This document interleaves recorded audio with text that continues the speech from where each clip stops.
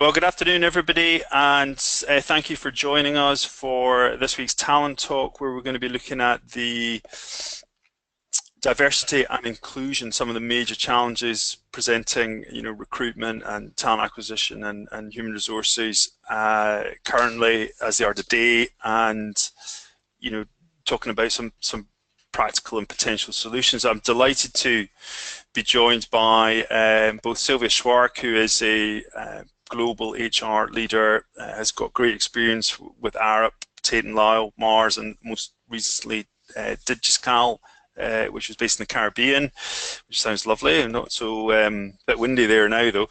And then Olivier Vidal, who is the managing director and founder of the Fair Hiring Project, which came out of his practical experience of recruiting in financial services. First of all, what I'd like everybody to do though is, I'd like everybody to just open Google and put into Google Slido, S-L-I-D-O, okay, and that will take you to this page here, okay, and we're going to run the polls for the webinar and the Q&A through Slido. So if you could get to this page and then enter the event code, which is L792. Okay, now that should take you to the Slido page for this event, where you will be able to post questions that we'll handle at the end. And when we make the polls live, it will be where you can go to vote on the answers to the questions in the poll. So please just take a 30 seconds just to make sure that you go to Slido and enter L792 to get us to get you to the Q&A and the polls for today's Talent Talk. Okay, so there's already I think it's fairly widely accepted now that there is an established business case, for diverse businesses, and there's only increasing kind of regulatory and policy pressure. Listed companies are soon going to need to declare their gender, ethnic, and social mix. We're sort of increasingly moving to a name and shame era, because the nudges that the regulators have been trying, haven't been working. And government suppliers, so anybody who's kind of selling into the government, are actually going to have to demonstrate practical action. So a couple of great quotes there from Federica at L'Oreal and Mark King at the Kellogg's company about the business case for diversity, and it's broken down into 5 main areas of financial performance, business performance, reputation, customer connections, innovation, and talent. But first, what I'd like to do now is I'd like to hand over to Olivier, who's going to talk to us about the most important things that you need to consider when it comes to attracting and assessing from the widest possible talent base. Now, Olivier is a former city recruiter, as well as being an Olympian, sailing, and an elite level sports coach. So he has, real experience on, practically kind of what happens when, people are, looking to recruit more diverse people, and is aware of the kind of, the systemic, kind of at the system issue level. So Olivier, thank you very much for joining us. I'm going to pass presenter to you so you can okay, how does that work? Right, so yep, there we go. Okay, people can hear me. Fab. Just to deal with that slight issue, I wasn't an Olympian, but I was rattling around in the Olympic world for a number of years as an athlete. But anyway, my name's Olivier. I am the founder of an L&D, learning and development project called the Fair Hiring Project, and I also work alongside Alexander Mann Solutions, the very large RPO group who run recruitment on behalf of people like Deloitte and Rolls-Royce and so on. And I've been looking at inclusive hiring practices for a number of their clients. So let's just jump through this.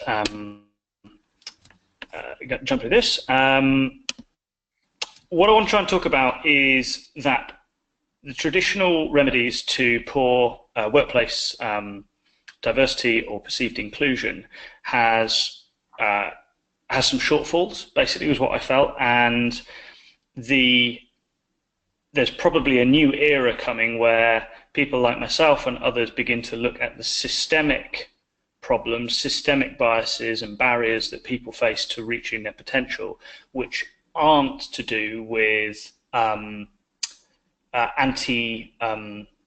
they aren't to do with training managers to be less biased, and they aren't to do with PR-driven diversity sourcing, but more to do with the nuts and the sort of boring nuts and bolts of how companies assess talent and attract talent.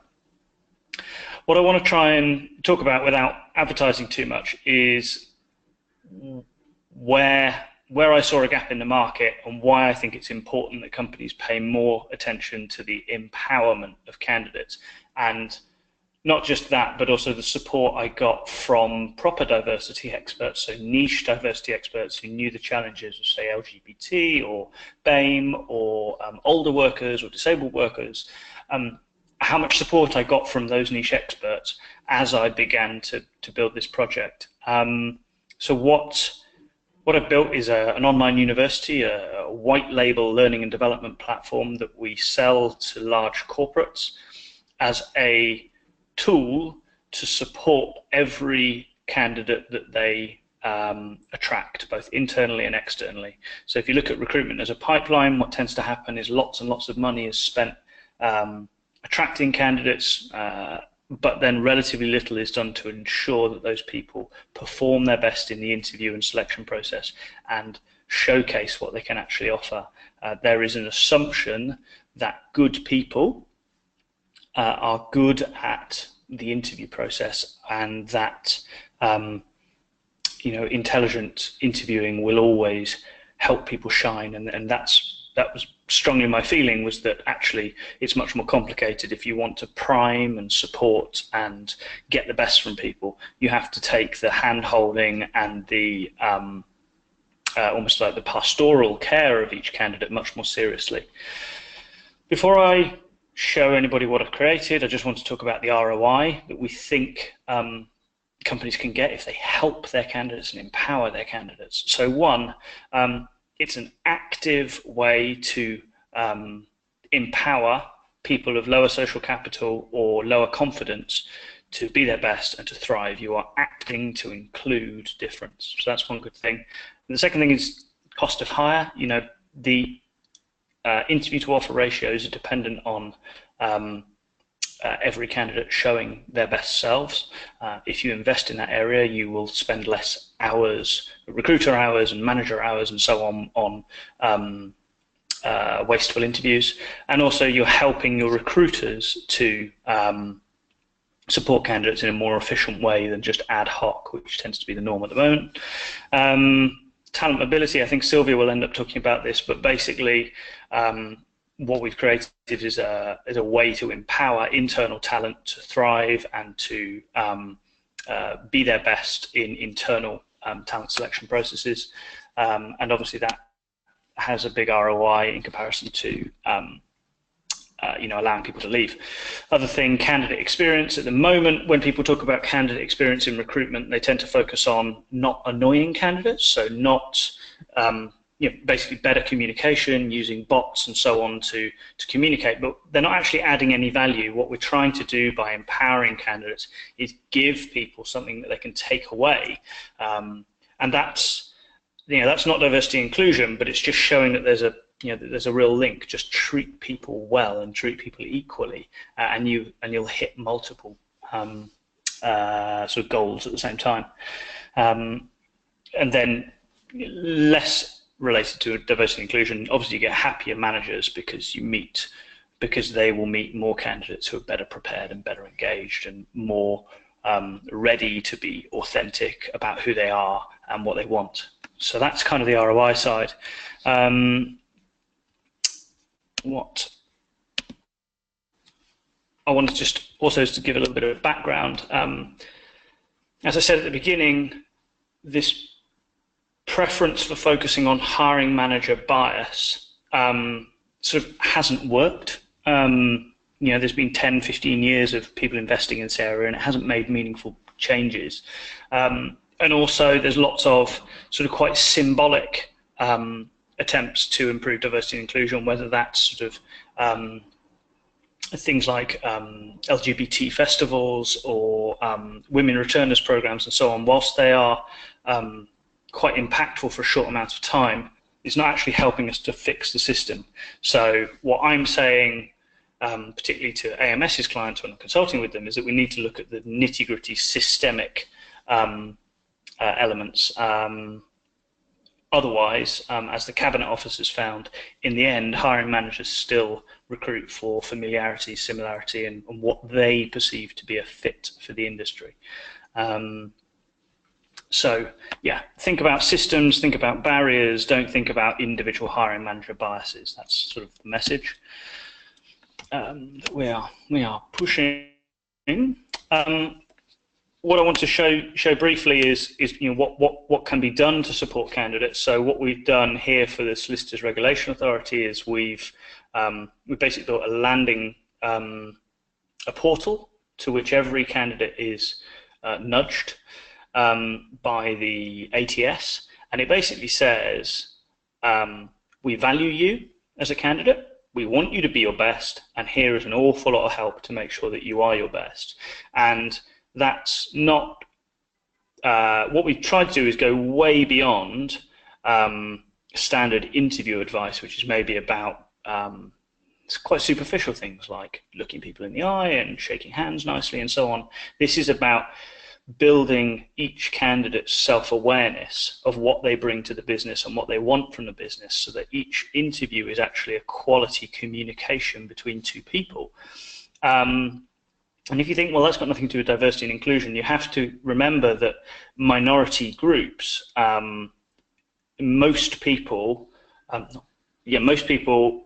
who are in some way or another in the minority will find interviews a more challenging interaction. If you are if you're a returning mother, your self-confidence may be lower. If you are from a lower if you're from a less privileged background, you may find that things like understanding what best practice in research or body language or these soft skills, they don't come as naturally because you haven't had the social access to knowledge. And whilst a lot of these things are covered online, in general on YouTube, what we're trying to do is help companies curate and put this all in one place, so every candidate knows they've got no excuses and they're being given support and that company values them. So even if a candidate doesn't get the job with, say, the SRA or with any other client, they step away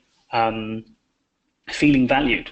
I'm just going to jump now to my browser. I'll just show people briefly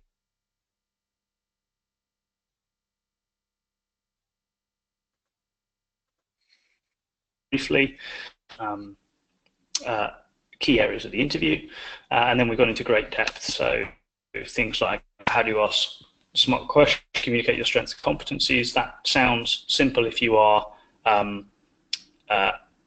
sort of at a good moment in your career where you're feeling self-confident, but actually if you've come across from a different country, the language of HR as we use it in the UK will be quite alienating.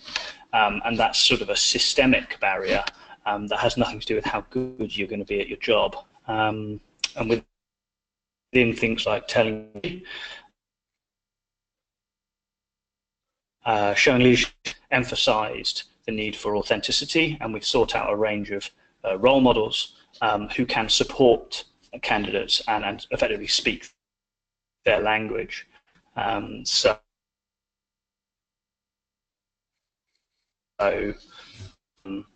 broken down to help candidates to reflect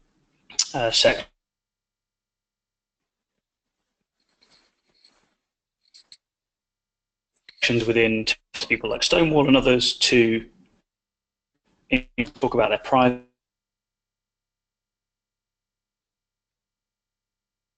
lives, they get all the likes. So that's the principle. The principle is treat everybody really well and democratize knowledge and be inclusive, and you'll probably get better outcomes than if you focus on individual groupings, where often there's data in any case. So that's enough about that. So yeah, what we're pushing is this idea that break down barriers rather than focusing on individual hiring manager bias, and you'll get better outcomes. And that's what we're exploring with a number of banks and so on at the moment. Hope that's helpful. Scott?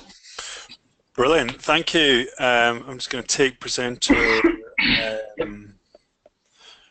Take presenter back, and okay, so you should be able to see my screen now. Yeah, thanks, Olivia. That was fantastic. And I've got some kind of questions which relate to a lot of the group work that you've been doing. But firstly, what I'd like to do is let's jump to a couple of polls first. And okay, so for everybody who's attending, if you go to the Slido page in your browser, the first poll should be there for you. Okay, so the question is, where do you lose diverse talent from your pipeline? And you can choose A or B or C or D. Okay, so A is unclear, we lack the data. B's in sourcing, C's in screening, and D's in selection. Okay, so we've got 2 for screening at the moment. Okay, we'll just give people a minute or so to respond to this poll, and then what I'd like you to do, Olivier, is just to kind of talk about your experience of where people typically lose, diverse talent from the pipeline. Well, what I've found is that most employers that I've spoken to are ones who are already interested in diversity and inclusion.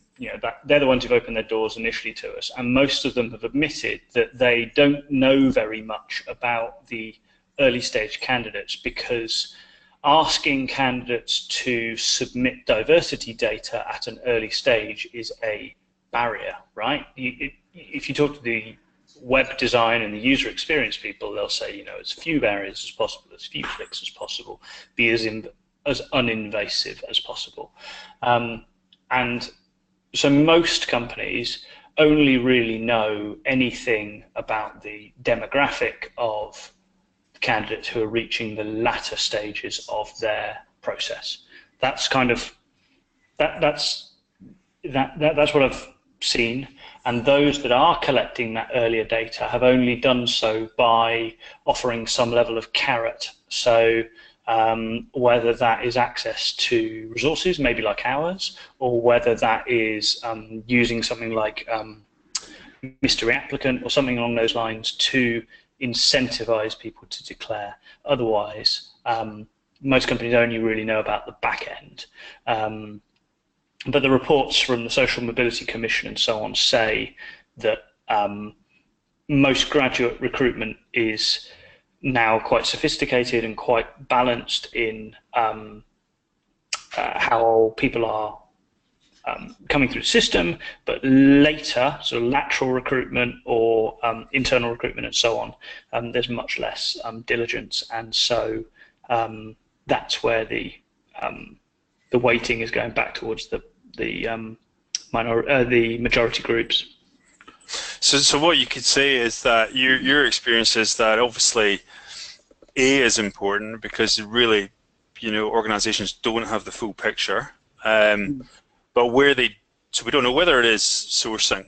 Could be at the sourcing level, could be at the screening or selection, but where we have the data, probably kind of 60-40 against screening and selection would kind of be where things are at. Yeah. Yeah, I'm surprised with the responses here, but maybe the people listening have got more sophisticated systems than is average. Yeah. Okay. So let's go to the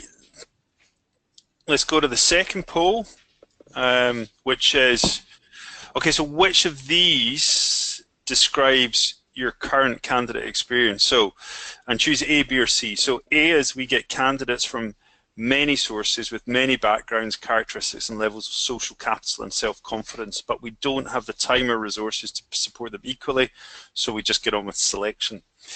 Or B, on an ad hoc basis, our recruiters give some candidates extra support like returning mothers. Or C, we give every candidate a suite of resources to help them be their best and get value from our process. So I guess C is where you're at with... It's slightly loaded, that's kind of what I'm doing. Yeah, with the Solicitors Regulation Authority, that's where you would point them from there. So, but while people are answering, what's your experience of where organisations are with this, Olivier? Most people are kind of on B or A, but they are a little bit reticent to talk about it because often in-house recruiters really enjoy this part of the job, the support, and they don't like to. I guess in some of my early conversations, I've found that people feel, am I trying to take away the one fun bit of their job, which is coaching and supporting and cajoling candidates through the process.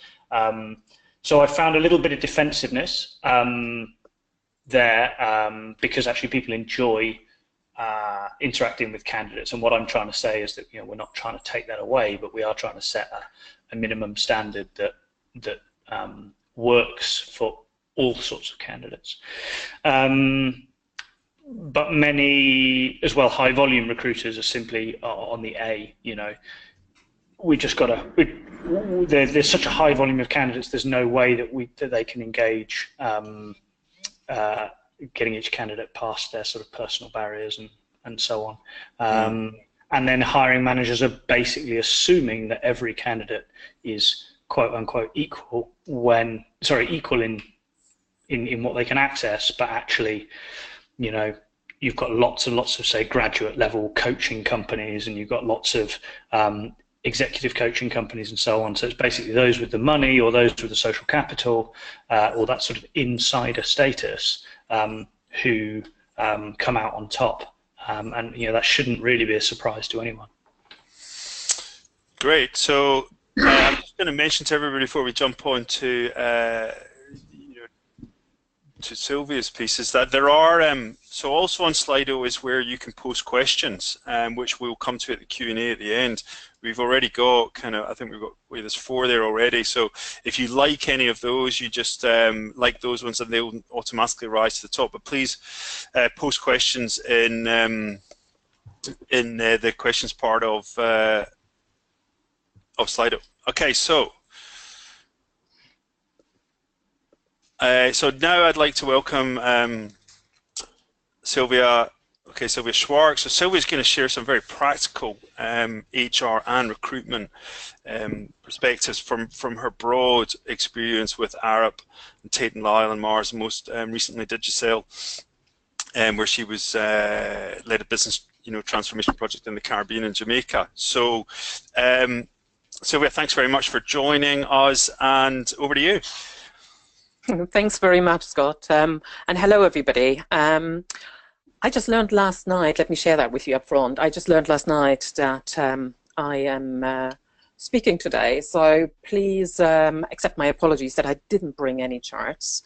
And what I'm intending to do is hopefully to make you think a little bit, give you my perspective on some of the challenges on inclusion and diversity in the workplace, and some of the fabulous opportunities I think that we as an HR function have to really make a difference in those businesses. When I heard the subject first, I immediately started to think about 2 areas really. One is, why do we still talk about the same subject like 30 years on? Sounds like a very long time, and it really feels that way. So what kind of talent do we actually hire, and why would or wouldn't they actually stick? So that's one area that went through my mind. And then the second one, obviously because I've worked in many different countries, industries and organizations, is how contextual is the term diverse talent actually to organizations. So is there a one size fits all, and does simple metrics actually do the job? Now, before we go into it, let me share first that I'm actually a firm believer of diversity of thought. That is actually developed over time. It's the richness of sort of diverse experiences, beliefs, upbringing, where people have worked and lived. And it's really kind of the diversity of ideas and perspectives that you bring to the table, and therefore solutions to the business that you wouldn't have thought of before, and that delivers a much more agile environment. I think, you know, theoretically, we all have that in mind. However, I've worked in quite a few companies where groupthink has taken over. So that means everybody thinks alike, everybody believes in the same stuff, everybody likes the same stuff. There is little debate on the how-to or the principles or the root causes behind it. And because of that, very often these companies kind of get stuck to the extreme that I can't even listen to knowledgeable, experienced consultancies trying to help them or something. So it's really quite a dangerous place to be from an organizational perspective.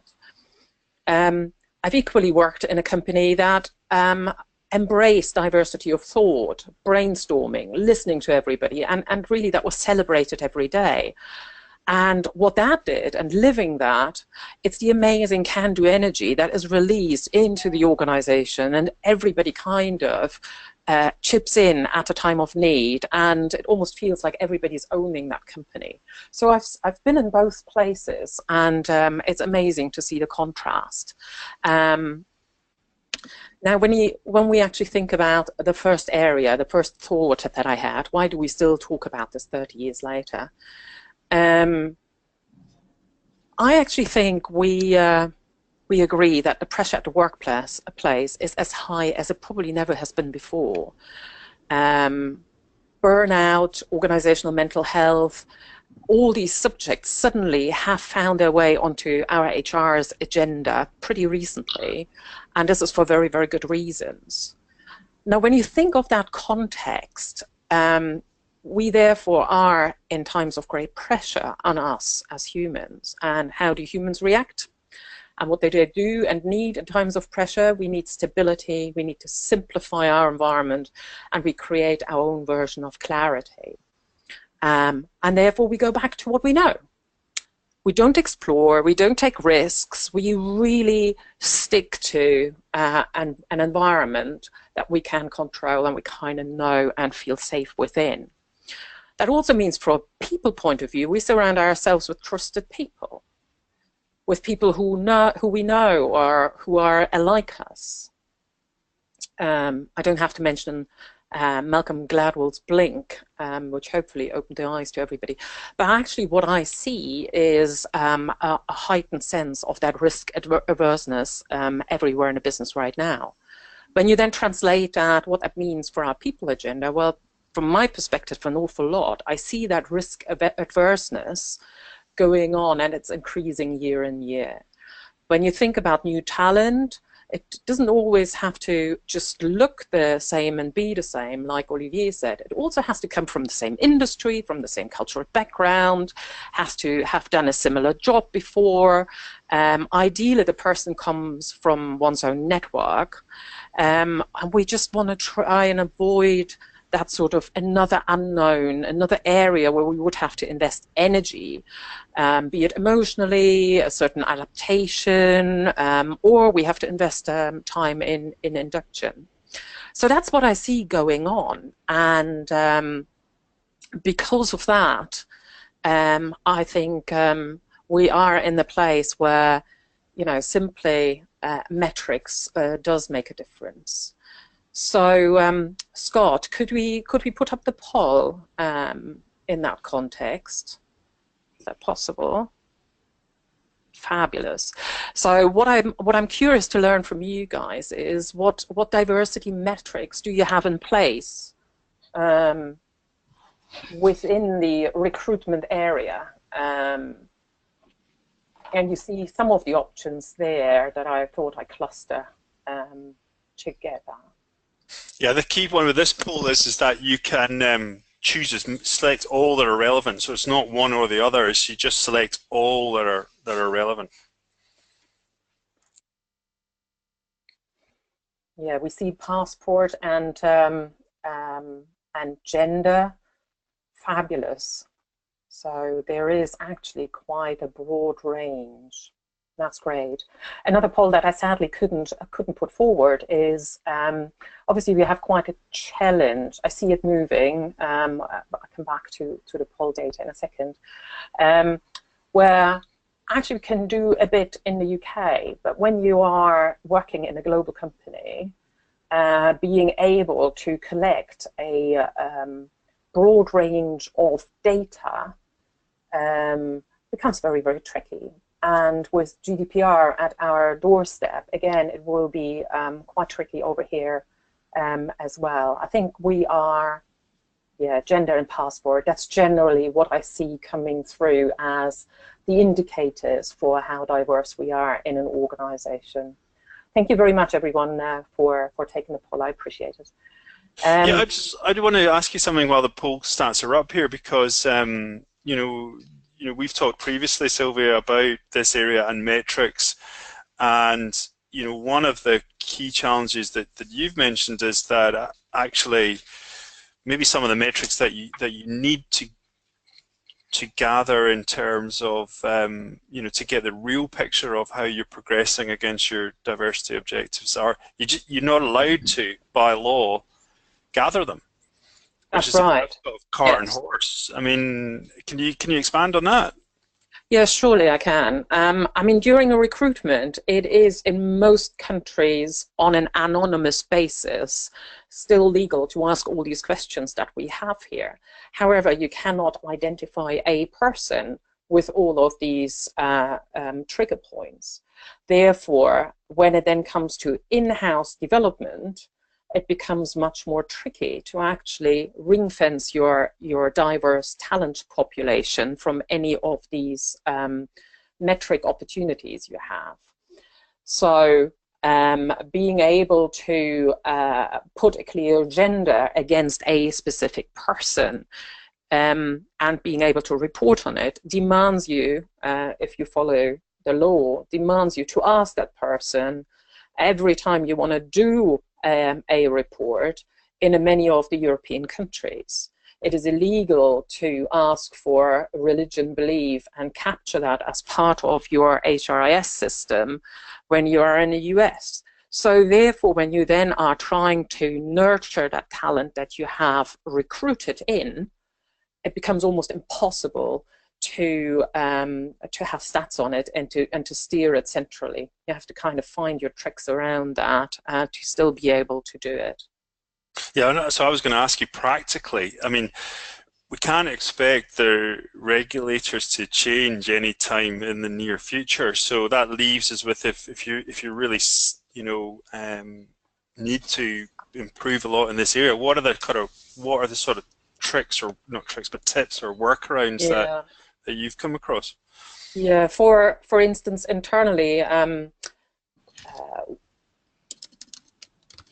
we've measured on, I come to that a little bit later as well, we've measured on gender in one particular company, and suddenly we found ourselves massively improving on the gender balance side. However, digging a little bit deeper, we realized that we have an awful lot of suddenly female administration people, but made no difference whatsoever at the top of the organization, management and above.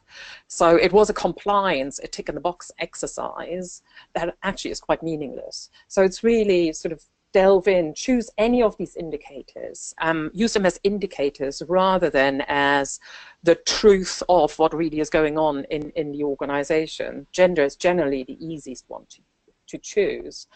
But once you pick on that and delve into hierarchy levels, business units, geographic parts of the organization, whatever else it is, then you highlight certain hotspots where you can start as an HR professional to coach, to intervene, to help, and mitigate whatever is happening in that area. Another workaround is when you're building a talent pipeline, to be very specific that you would like to have not generally a diverse pool, but when you look at your succession, your business critical succession pipelines, you have then names there and a much smaller community that you're looking after. Therefore, there you can say, do I have females in my ready now, ready later, ready in, I don't know, 5 years pipeline? Are they actually coming through? So I then can much more zoom in again on a population that I can manage and I can get to know a little bit more deeper than on a generic sort of metrics level. Does that make any sense, Scott? So, absolutely, thank you. And I wanted to, also ask you in terms of like practical, tips that takeaways that people could use. Immediately, you've got vast experience across with I imagine organisations that really have got some significant diversity objectives, and where have you seen that successful, and what would you say the main reasons why?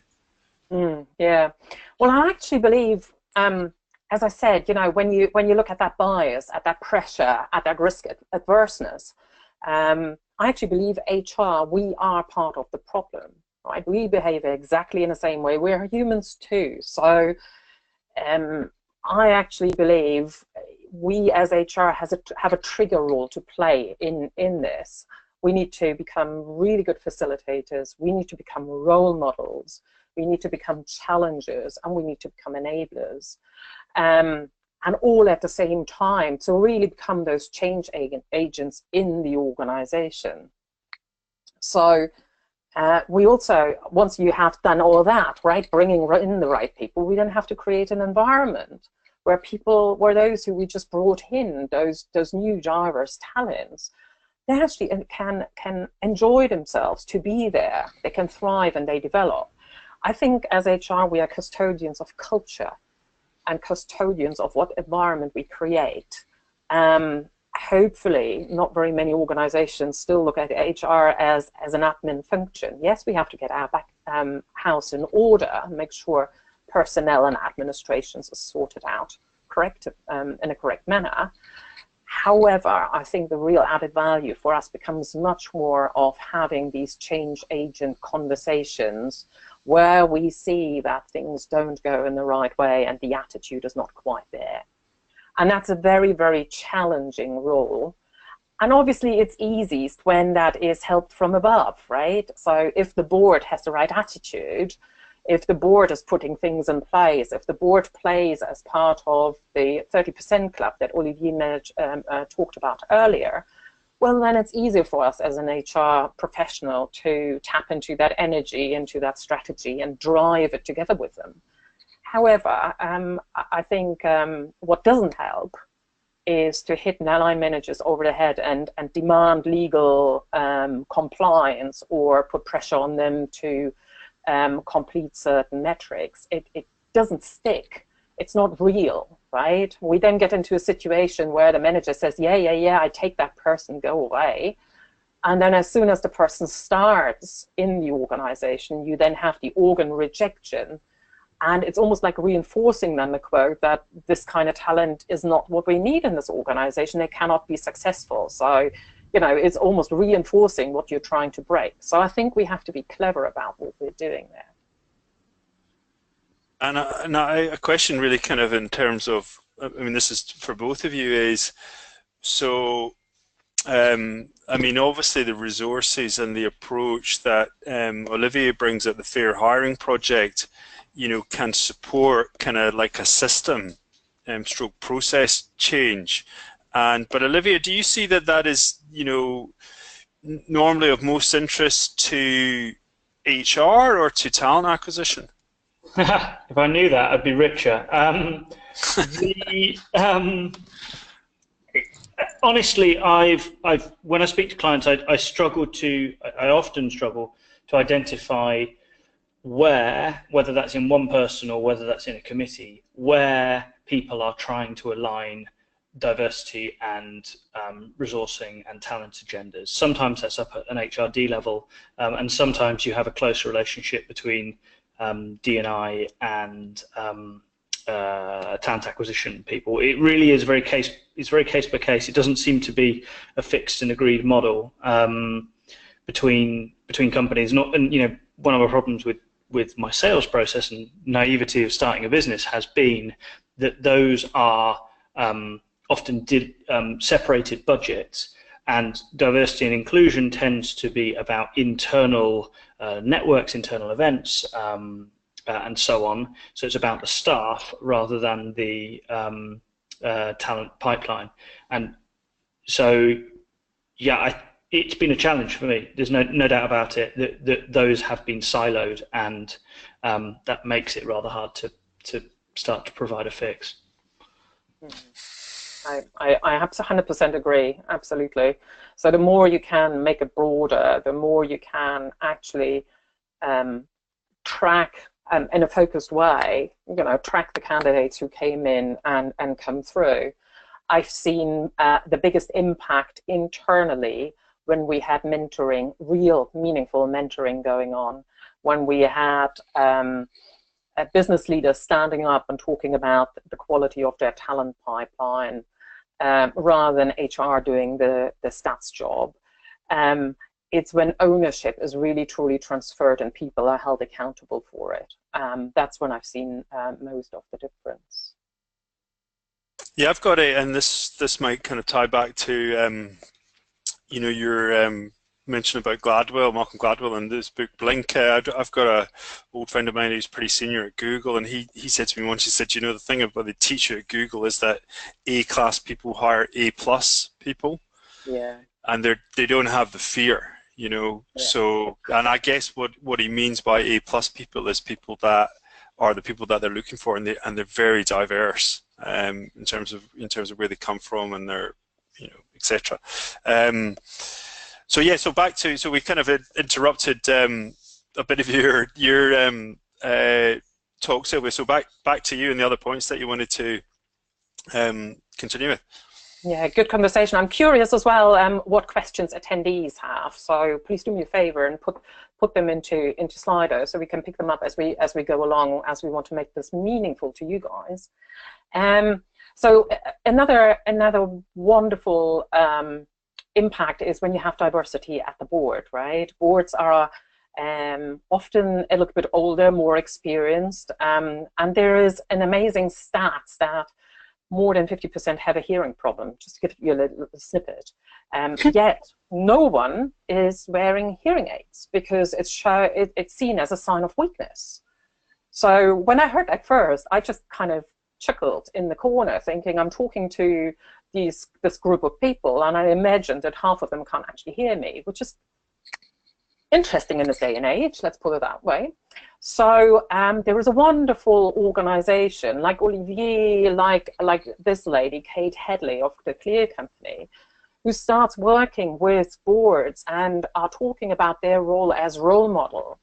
And that if you show your weaknesses, they are by no means impacting business success, right? Then why don't you display them? It doesn't make you look weaker. You are at board level, right? If you have that fear, then what might a junior manager feel like? So there is a lot of work going on, but it's all in very much in pockets right now. What I've actually seen as most successful is to take the recruitment process and make it much more factual. That's really where I've seen the biggest success in companies. Make the recruitment competency-based. Ask your recruiters to collect evidence and facts against defined demands and discuss the people based on these facts rather than on gut feel. I hear so many times the one line, I didn't like him, or I thought she was blah, blah, blah. Well, I don't care. I don't have to love all my co-workers. I'm there to work. I'm not there to marry these people. So therefore, we have to train the organization much more to be more fact-based. And I've seen that work quite well in conjunction with the other ideas that I try and give you. I've seen the peer interviews have a really, really positive impact on reducing bias. So it's an idea that I picked up from Malcolm Gladwell 100 years ago, whenever he wrote his book, and I put into practice a few times, and it works really well, because most of the time they balance each other more and things become more factual. However, what I've also seen is that people are a little bit scared of going together into an interview. Therefore, usually I sit down with them beforehand, or when we start up something like that, sit down with them beforehand, talk about the competencies, talk about how can they divide that up between themselves, and basically just get them in the room to talk, so it increases their level of confidence to run the interview together, and they're not scared of one another. The third thing in that sort of triangle that I find really impactful is to have a wrap-up interview with all interviewers as a conference call, as a meeting, whatever locations allow, and discuss the evidence collected against competencies. Those one-on-one corridor conversations, that's where it gets tricky and very political, right? Again, when you get everybody around the table, your likelihood of having a more factual, properly facilitated conversation where diverse shortlisted candidates actually have a real chance to come through are much, much higher. Now, the last one is very challenging. Those three you can almost tackle. The last one is really challenging, but we've done it at Mars 100 years ago, and it was amazing. We have, after screening, we have not provided CVs to interviewers anymore, because really what it should be is a focus on competencies to do the job, rather than whether somebody has a Cambridge master or 10 years in a certain role. Some people learn more in 2 years in a role than others in 20. Therefore, it has no meaning how many years they've been in there. Industry very often doesn't have much meaning. It's a way to make our life simpler, right? So when you take those CVs away, what we found in those good old days is that suddenly less Oxbridge and more, I pick on Warwick for easiness sake, came through. So we actually were able to tap into a wider talent pool because that bias, that prejudice was taken away. But I do realize that's the one that almost every line manager is hanging on like there is nothing else, is that CV.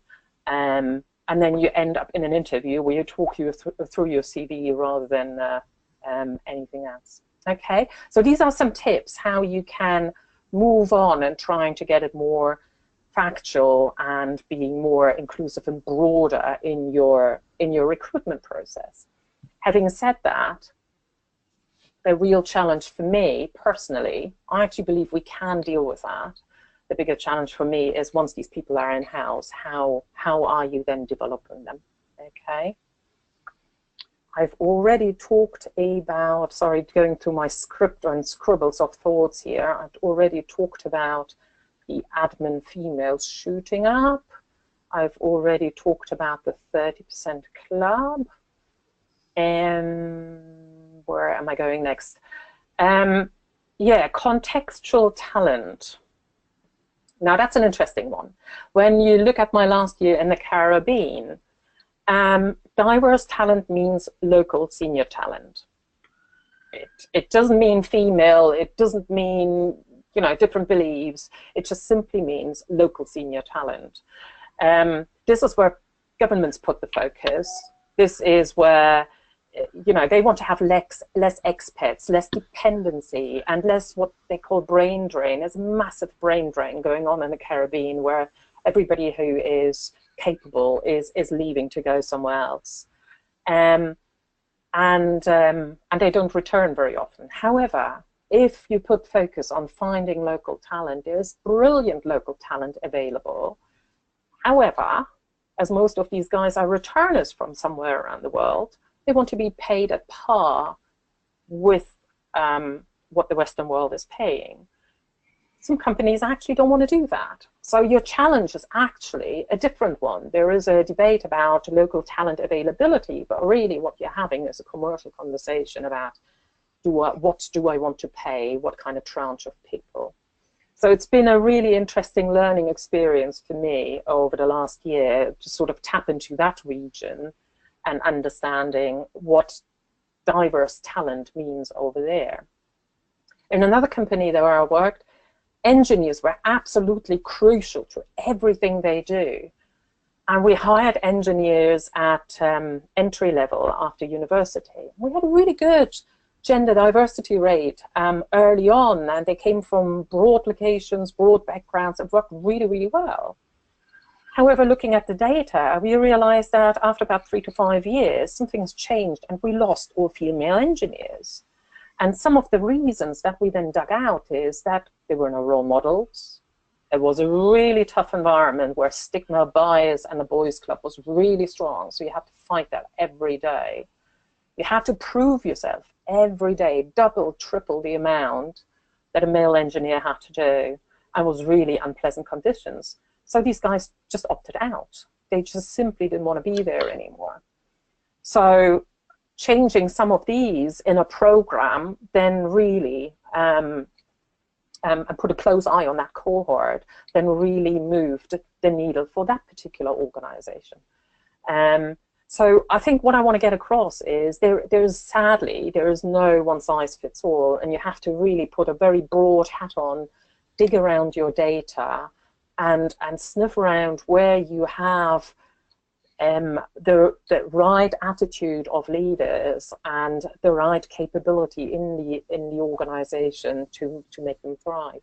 And I think for us as HR, that's our role. Really put those on a pedestal who got it right, and make sure that these role models of getting it right are known everywhere in the organization, and at the same time find out where it doesn't work and start working with them on a one-to-one basis. All right. So I think HR has an absolute core role to play in all that, and in creating the environment, and in making sure we challenge our leaders, who, in a very compassionate way, because I can understand where they're coming from in this time of pressure. They don't want to deal with, you know, all sort of different conversations. They just want to get the job done, and it's easiest with your mate, right? Let's be honest. And therefore, you know, I think there is a role for us as HR to play. Okay, Scott, back to you. Brilliant, thank you. So what I'd like, thanks for that, Silvia. That was, you know, some very, very useful kind of insights and perspectives from all of your experience. So what I'd like to do now is let's go to the Q&A, okay? And so everybody on Slido should be able to see we've got 1, 2, 3, 4. Okay, we've got 6 questions here, which we'll jump to. While people are kind of, you can like the questions, which will automatically bring the most popular ones to the top, so we can focus on those, and you can add other questions and we'll work through them. But while the audience is doing that, Olivier, I've got a question for you, which is around, okay, so we had a quick look at one of the practical applications of you know, of your work with the Solicitors Regulation Authority. But I mean, not to say names or anything, but, you know, what about some, I mean, what would you, in areas that you would consider to be really kind of cutting edge, you know, what are you, what type of things are you beginning to get involved with? So I've had the most joy with companies that are retail, that have some level of retail brands, so their candidate experience is really important to them, and they have an interest in diversity and inclusion. So really, I've had the most joy with retail banks and FMCG and retail companies. So those where maybe, well, they know that they have a diversity and inclusion agenda and perhaps a problem, but they've actually already put a value on the candidate experience, and that's where they've actually got an internal solid business case that that there is sort of an agreed communication between the HR team and the finance team. That's kind of where the battle's already been won. And what I found is I can jump on the back of, or I can align their need for a better candidate experience with a better diversity and inclusion side. The problem with diversity and inclusion is that although the business case is established for it in general, there are relatively few interventions that have provable ROI. That's obviously where I'm trying to get to. But yeah. Which I think that leads us nicely. So let's tackle Simon's question here. Is, we're a business that specialises in helping parents to return to work after a career break. How do you overcome preconceived beliefs about a mum's capability? Let's go with Olivier first. I honestly, if Simon doesn't know, I don't know. I'm focusing on equality of systems, not specific interventions for specific groups. Whilst I think that's valuable, that's not where my passion lies, and my passion lies with meritocracy. Okay, good answer. Silvia? Oh gosh, this is a really interesting question. I think it has simply to do with prejudice, right? Maybe that your priorities and your commitment to the company is not as strong as it was before. I have no idea where this comes from, to be very honest. However, having said that, actually, from a global perspective, the UK is, funnily enough, not doing too badly when you go to some of the continental European or even Arabian countries. That is much more prominent. But I have no idea, to be honest. Have you got any views, Scott? No, because I don't really have any domain expertise in that area. I think it comes down to So I've got contributors to my platform who are experts in returning mums programs, and they've basically said it's down to having a sponsor on the board or at a high level who's prepared to underwrite the costs of these programs. That seems. I mean, that's where that's how they make their money. They get block grants to improve the area rather than going piece by piece through individual hiring managers, which I think is probably a hiding to nothing. I mean, I know a lot of mums that have gone back to the workplace and do fantastic jobs, and so it's not an issue that I mean, we're a small organisation, so it's not an issue that I necessarily have come up against, but a challenging one. So let's go to something that's kind of similar to that, which is, keeping recruitment factual. I mean, you mentioned, Silvia, about in Mars, just taking the CVs away from the interview process after screening, and so the focus was on ability to do the job. But this is kind of interesting because you could see this issue coming up in hospitality, where I mean, what you're doing when you're taking away the CVs, you're taking away the facts, okay?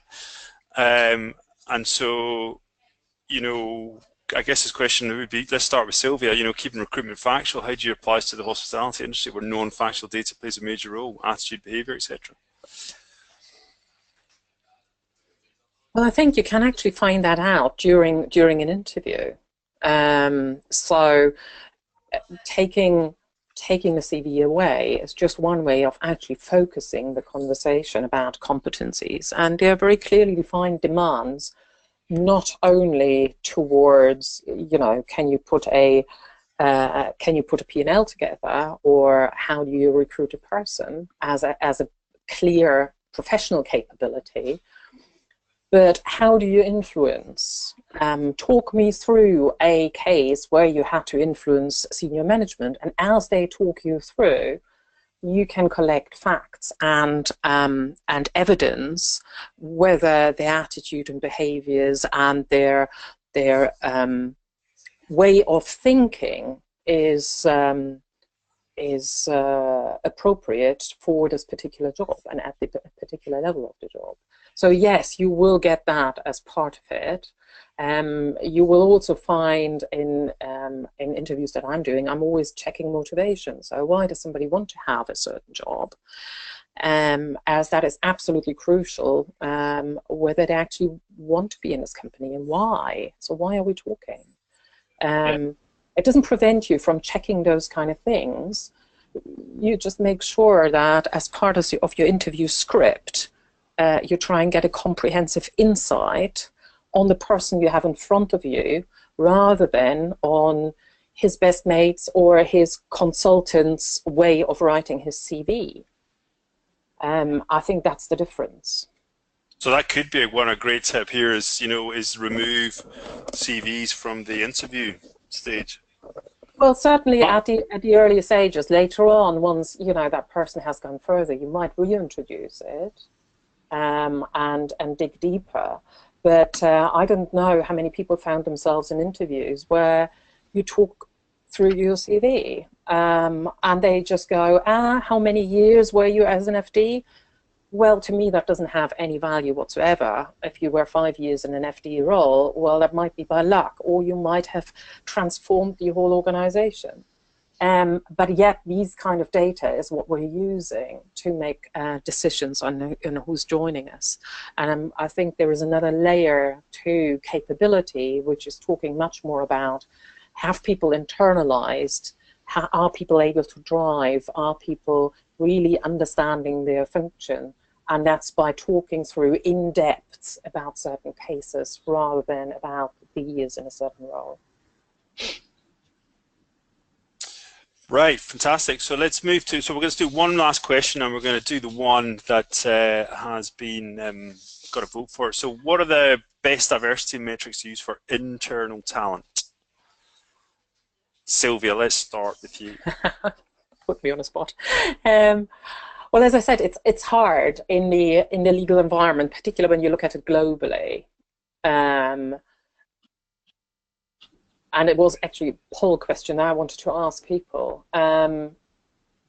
So I think right now we're restricted again to things like years in the company. So you have a broad talent pool from people who recently joined to people who were there 20 years. And get away from the entitlement promotions. You can use gender, you can use passport,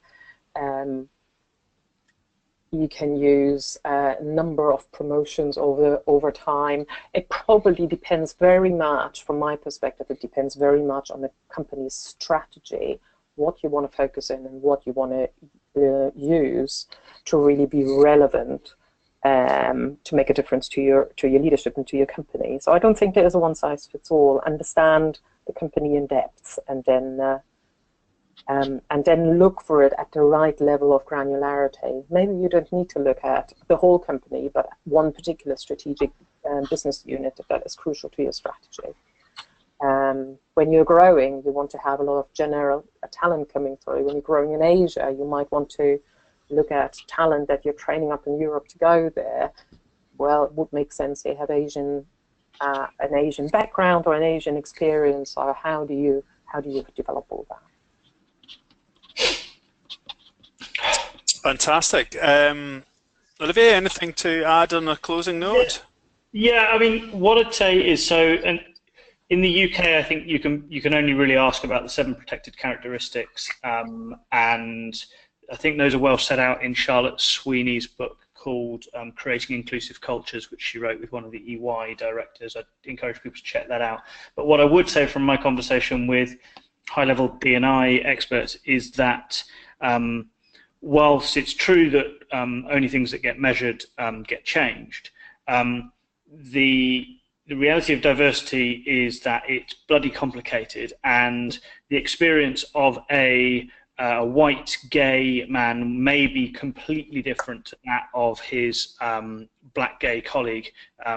They refer to this as sort of intersectionality, but basically, whilst it's useful to break stuff down into demographics, you have to be mindful that that data is actually, in lots of ways, is disingenuous at the same time, because just because people fit a certain box doesn't mean they share an experience. Brilliant. Well, look, I think that was a information-packed session, you know, with two great contributors on a very important topic going forward. So look, I'd like to thank both you, Olivier, and you, Silvia, for taking the time to join us to talk about diversity and inclusion today. Thank you everybody again who joined us for taking the time to do so. The on-demand version will be available, which we'll share with you on email. We'll also stick it up on our site so that you can share it with colleagues as appropriate. But thank you both once again, and everyone for joining us, and have a great rest of Thursdays. It's today's Thursday, isn't it? Crikey. Only 2 days to the weekend. Brilliant. Thank you, guys. Cheers. Thank you. Thanks. Thanks very much. Take care. Bye-bye. Bye.